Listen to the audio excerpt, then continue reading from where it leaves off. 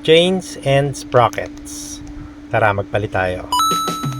Alright, so for today's video guys, magpapalit tayo ng ating chains and sprockets ng ating Vega Force I. So ito, nabili natin to online and papakita ko lang yung pagkabit. Hindi ko na pinakita kung paano kinalas kasi most of you, I'm sure marunong kayong magtanggal, and pakita ko lang kung paano siya ikakalas, no? Or ikakabit pala rather. So ito ngayon, pinabalik ko lang yung rubber damper ng ating mag sa likod. So para magawa nating ikabit yung ating bagong plato sa likod, yung kanyang sprocket sa likod. Okay, so ito, hihipitan ko lang muna to make sure na hindi siya kakawala, and kinabit ko syempre yung ating parang pang secure ng bolts. Ito yung yung pupukpukin mo pa yung mga gilid to make sure na hindi siya maalis. Okay, so ganyan yung itsura niya.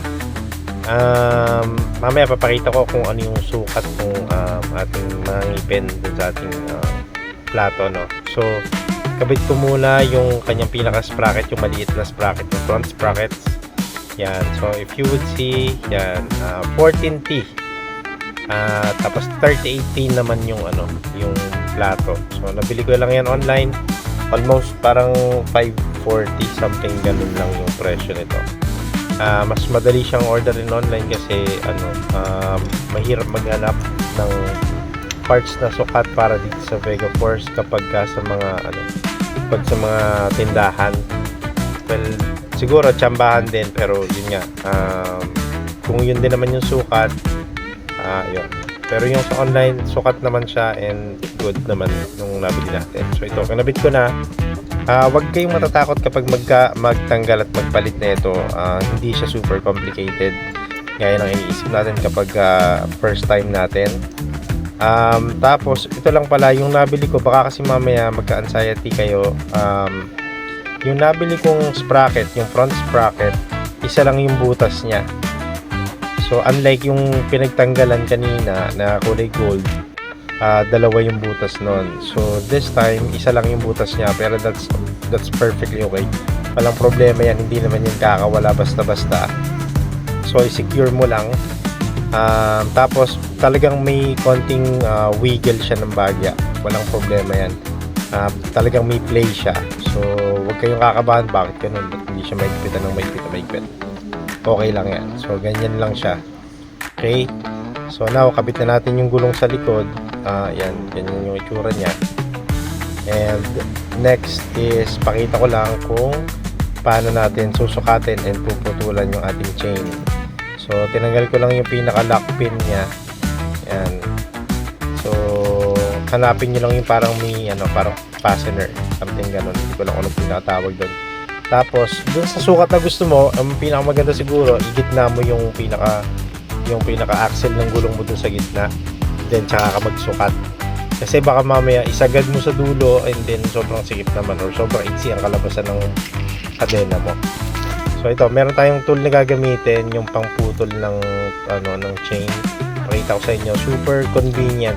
Before kasi nakapagpalit na ako ng ng chain, and pinupukpok ko dati ito ng concrete nail, and napakahirap. So I'd rather use this, or i-recommend ko talaga ng 100% yung ganitong tool. Super dali, rather than pupukpukin mo tapos mapupukpok mo yung daliri mo. So try mo to. So na-adjust din to, depende sa taba ng kadena, and nakita niyo naman yan, lalabas lang dun sa kabilang dulo yung yung pinaka pin noong chain, tapos mapuputol mo na siya.